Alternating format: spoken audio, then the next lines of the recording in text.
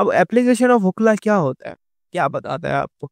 Y y, what is the application, what is the use, how we use it in your daily life? The question it answers here कि जी why, what is the significance in daily life, what we actually do with it. ये है कि Hooke's law के पास बहुत सारी हैं, mechanical clocks हो गए, बाकी सारी चीज़ें हो गई, स्प्रिंग बैलेंस और सस्पेंशन सिस्टम हो गए आपकी कारों के, एक्विस्टिक मॉलिक्यूलर मैकेनिक्स हो गई, और बड़े-बड़े चेंजेस की जी रिस्टोरिंग फोर्स में जब आप फोर्स लगाएँ क्या होगा? तो ये सारी चीज़ें इंजीनियरिंग वगैरह की सारी यहाँ पर होती है। जैसे balance wheel of the mechanical watches, जो वॉचेस के अंदर होती है, जो सुई वहाँ पे स्विंग हो रही होती है, बीट हो रही होती है, खिंच रही होती है। तो जी ये वॉचेस के अंदर जो टिक, टिक, टिक, टिक हो रही होती है, वो वहाँ पे ऑसिलेशन होती है। और वो ऑसिलेशन के अंदर क्या बताता है, फोर्स कितनी होगी। तो ये जो F = K है ना, इसके ऊपर फर्स्ट ईयर पे पूरा चैप्टर आपके पास आएगा ऑसिलेशंस का। ठीक है जी, वहाँ पे रिस्टोरिंग फोर्स आएगी। तो ये सिर्फ स्प्रिंग के साथ नहीं है, स्प्रिंग तो एक सिंपल सी एग्जांपल है। वो सारी चीजें जहाँ पर रिस्टोरिंग फोर्स आती है, मतलब मे बी आप कोई भी चीज ले लो, किसी की मोशन ले लो, तो वहां पर ये चीजें आती है काम। स्प्रिंग स्केल हो गया, ठीक है। स्प्रिंग स्केल कैसे काम करता है, this is not our concern यार, ठीक है। I am not going to teach you. अगर ये आपका हो भी रहा है, there is no need for it, you can have a video for it. Notes में आपको वीडियो का लिंक मिल जाएगा, वो देख लीजिएगा, ठीक है। क्योंकि this is not possible in person के जी मैं आपको सिखाऊं, वीडियो में अगर होगा तो वो आपको करके दिखा रहा होगा एक्सपेरिमेंट, ठीक है। तो जी आप वेट्स को कनेक्ट करते हैं, आप कुछ डिवाइसेस बनाते हैं, इंस्ट्रूमेंट जो स्प्रिंग से होता है वो खींचता है, तो आपको बताता है कि जी कितना स्प्रिंग स्केल, कितनी फोर्स है, ठीक है। गैल्वेनोमीटर होता है कि गैल्वेनोमीटर क्या होता है, गैल्वेनोमीटर एक चीज होती है जो कि आपके करंट को मेजर करती है, वोल्टेज शो करती है। ये एक स्प्रिंग के ऊपर बना हुआ होता है जो कि स्प्रिंग खींचता है, जो कि बताता है कि जी कितना करंट पास हो रहा है, ठीक है। जो कि आप समझेंगे आपको मिलेगी ये चीज। तो बैलेंस व्हील है, ये स्प्रिंग के ऊपर काम करता है। स्प्रिंग स्केल है जो आपको बताता है कि जी आपको फोर्स कितनी लगा रहे हैं। स्प्रिंग स्केल कहा जाता है फोर्स कितनी है। हेयर स्प्रिंग इन गैल्वेनोमीटर, ये गैल्वेनोमीटर का हेयर स्प्रिंग होता है जो कि जी बताता है कितनी कितनी तेजी से जो आपके पास जो मैग्नेटिक फील्ड मूव कर रही होती है, या मतलब कितना करंट गुजर रहा है, सही है। और सबसे इम्पोर्टेंट बात, हमने इस चैप्टर के ग्रेन टेस्ट का जो प्रैक्टिस टेस्ट है उसका लिंक हमने डिस्क्रिप्शन में डाल दिया है। आप डिस्क्रिप्शन में जाकर ये ऊपर पहला लिंक है प्रैक्टिस ग्रेन टेस्ट को, यहाँ पे जाएं और सॉल्व करें और प्रैक्टिस करें। यहाँ से आपने अगर प्रैक्टिस कर ली, आपके एग्जाम्स के अंदर एमसीक्यूज के अंदर 100% मार्क्स गारंटेड है। उसके अलावा अगर आपको हमारे फ्री नोट्स चाहिए, lecture, guest papers, model papers चाहिए, तो इस पहली वाली लिंक पे क्लिक करके आप हमारे चैनल को ज्वाइन हो जाए, और दूसरी वाली लिंक को क्लिक करके आप हमारा व्हाट्सएप ग्रुप है इंपॉर्टेंट प्रीमियम, उसको ज्वाइन हो जाएं, ठीक है। अगर आपको ट्यूशंस वगैरह के अंदर एनरोल होना है, कोई डाउट है, तो ये हमारा व्हाट्सएप नंबर, इस पर क्लिक करेंगे आप डायरेक्ट व्हाट्सएप पे चले जाएंगे, और तमाम बुक्स के पीडीएफ इस वाले यहाँ पर आखिरी वाले आपके पास गिवन है। आप यहाँ से कोई भी बुक उठा सकते हैं, आपकी जो मर्जी चाहे, सारी की सारी क्लासेस का। इसके साथ साथ आपसे रिक्वेस्ट है, आप चैनल को सब्सक्राइब और वीडियो को लाइक भी करते हैं।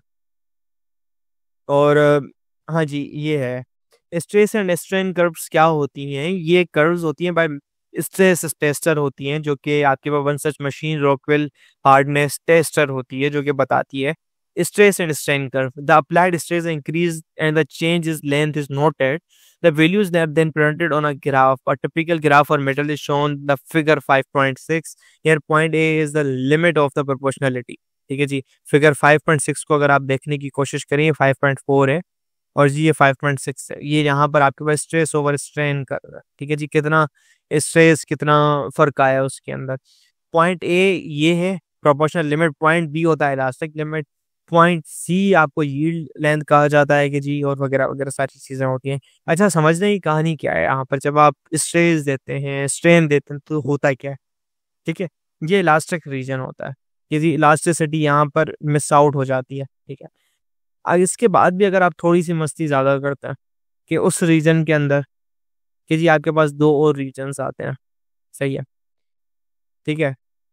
वो क्या होता है, पॉइंट बी क्या होता है, is the elastic limit, the limit up to which material shows elastic behaviour, also called yield strength. Point C is the maximum stress a material can bear before fracture, and the called ultimate stress point D, ठीक है, is the breaking point where material breaks. ये जो D है ना, यहाँ पे material आपका टूट जाएगा। This is a maximum stress which it can bear, it can actually bear. अच्छा, ये चीज बहुत सिंपल लग रही है, अच्छा यहाँ पे ये कर रहा है, यहाँ पे क्या कर रहा है, this is a worth noting कि जी ये इतना नहीं है टॉपिक, इसको पढ़ाने के लिए हमारे पास 20 मिनट लग सकते हैं इस ग्राफ को पढ़ने के लिए। कितने मिनट्स? 20 मिनट्स। ये मैं ऊपर से बता रहा हूँ आपको। अच्छा, क्यों मैं ऊपर से बता रहा हूँ कि क्यों पढ़ने की जरूरत नहीं है, क्या नहीं भाई, ये कॉन्सेप्चुअल टॉपिक है बहुत ज्यादा। मैं इसलिए नहीं बता रहा। हार्डनेस मशीन टेस्टिंग है, आप दबाते हैं इसके ऊपर आपको कर्व मिलता है, because there is no need to understand this right now, no need right now. If you want to understand this, go on YouTube, search it up. You can have a good sense of it. लेकिन आपकी class, आपकी understanding, बाकी जितने बच्चे हैं उस हिसाब से इसकी कोई जरूरत नहीं है अभी।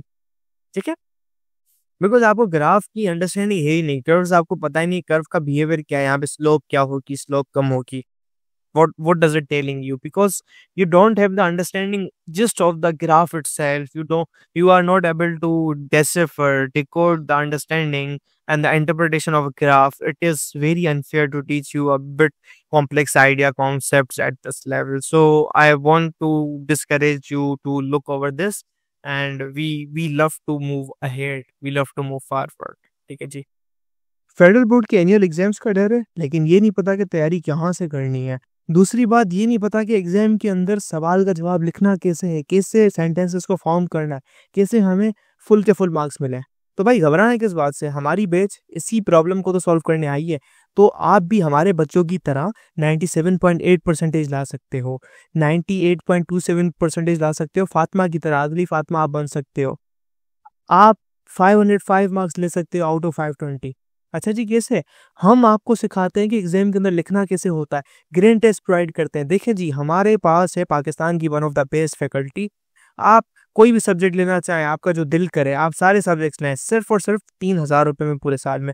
आपको एग्जाम राइटिंग मेथड सेशन दिए जाते हैं कि सवाल का जवाब लिखना कैसे, डिफरेंस वाला अलग क्वेश्चन, डेफिनेशन अलग, एग्जाम्पल वाला अलग, मैथ के सवालों का जवाब अलग होता है। आपको टॉपर बच्चों के नोट्स दिए जाते हैं, आपको फुल बुक के notes, question answers, live classes के अंदर कॉन्सेप्ट पढ़ाया जाता है आपको, और उनकी रिकॉर्डिंग्स भी दी जाती हैं। भैया और क्या चाहिए? अच्छा, और मजे की बात, ग्रैंड टेस्ट से हमारा समझो पेपर लगता है। ये हमारा है केमिस्ट्री का ग्रैंड टेस्ट, इसका सवाल नंबर तुम नोट करो ये। तो भैया इस ग्रैंड टेस्ट में से आपके 3 सवाल लगे हैं क्लास 9 के केमिस्ट्री के पेपर में इस साल, जो नए सिलेबस से हुआ था 2025 के अंदर ग्रेड 9 का। तो इतने इंपॉर्टेंट हमारे ग्रैंड टेस्ट होते हैं, सारे आपको दिए जाते हैं। तो भैया देर किस बात की, इस नंबर पे कांटेक्ट करें और अभी रजिस्टर करवाएं। अब आगे देखें, spring constant of a speaking spring chair, ये सवाल है हमारे पास। ठीक है, ये हमें देखना है, ये हमें सॉल्व करना है, ये हमारा हमारा मोटिव है इसको सॉल्व करने का। ठीक है, ठीक है जी। अच्छा, क्या करता है, एक सीट के ऊपर बैठता है जिसकी वजह से उसका वेट होता है 50 किलोग्राम और कंप्रेस करता है स्प्रिंग को। जी आपको एक्स पता है, एक्स क्या पता है? के जी 10 सेंटीमीटर की हुई। अच्छा जी, ठीक है। फोर्स कितनी लग रही है? अगर कमिल का वेट 50 किलोग्राम है तो वो कितना जमीन के ऊपर फोर्स, उसका वेट कितना होगा जो कि नीचे की तरफ होगा? वेट करते हैं mg के बराबर, सही है जी। और वेट बनेगा में से 50 मल्टीप्लाई बाय आप करोगे 9.8 के साथ, जो कि लगभग लगभग जाके आपके पास बनता है 9,800, 4,900, यानी 490 बनता है जाकर न्यूटन। ठीक है, इतनी फोर्स लगी है यहाँ पर। तो जी जो फोर्स लगी है ना, फोर्स आ रही है यहाँ पर 490 न्यूटन का बोझ आपने लगाया है। ठीक है जी, और वो है 490 न्यूटन का। इतनी ही अगर ये इसके ऊपर लगा है तो इसका रिएक्शन प्रोड्यूस हुआ है, तभी वो बैलेंस आउट हुआ है, तो रिस्टोरिंग फोर्स भी इतनी होगी। मुझे आपको के मालूम करना है इसका। मुझे आप के कैसे मालूम करोगे? क्या होगा आपको पता है, एफ इज इक्वल टू के एक्स होता है। एफ का मैग्नीट्यूड होता है, ठीक है, ये मैग्नीट्यूड होता है, नहीं इसके पॉजिटिव साइन होता है। तो जी ये आपको क्या बोलेगा, आपको बोलेगा के किसके बराबर है? के बराबर होगा एफ अपॉन एक्स। के जी किस किस्म का स्प्रिंग है? कर लो 490 डिवाइड बाई 10, आंसर आएगा 49। अच्छा जी, यूनिट क्या होता है इसका? न्यूटन पर मीटर। 1 मीटर स्ट्रेच करने पर एक न्यूटन पर सेंटीमीटर आएगा इस केस में। अच्छा ठीक है, एक मसला यहाँ पर एक आ गया कि इस केस में मैंने गलती कर दी है, पता है गलती ये कि सेंटीमीटर को कन्वर्ट नहीं किया मीटर में, इसको मीटर में तो कन्वर्ट करना होगा, मीटर के बगैर नहीं होगा काम। ये न्यूटन पर सेंटीमीटर आ गया ना, इसको मैं न्यूटन पर मीटर करना है।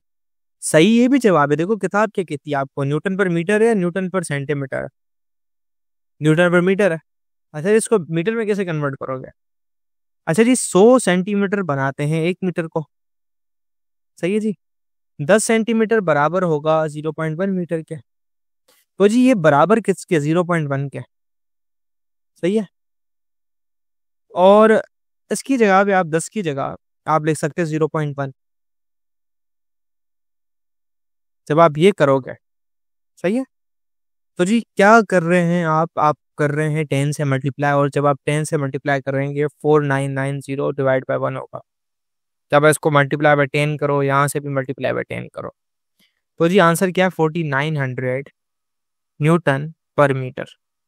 कि जी जब आप 1 मीटर दबाने की कोशिश करते हैं ना, तो जी आपको 1 मीटर दबाने के लिए इतना फोर्स लगानी पड़ती है 1 मीटर को कंप्रेस या स्ट्रेच करने के लिए। तो जी आप इसके ऊपर बड़ा लोड दे देंगे ना, तो ये स्प्रिंग खराब नहीं होगा, दबेगा नहीं, अच्छे तरीके से काम करेगा। This is spring constant.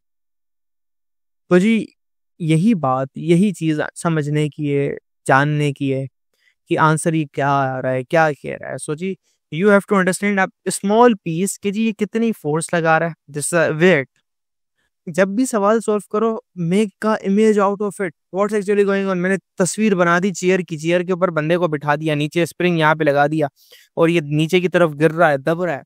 देखो, visualise the thing, visualise the idea, ठीक है जी, तभी आपको काम होगा।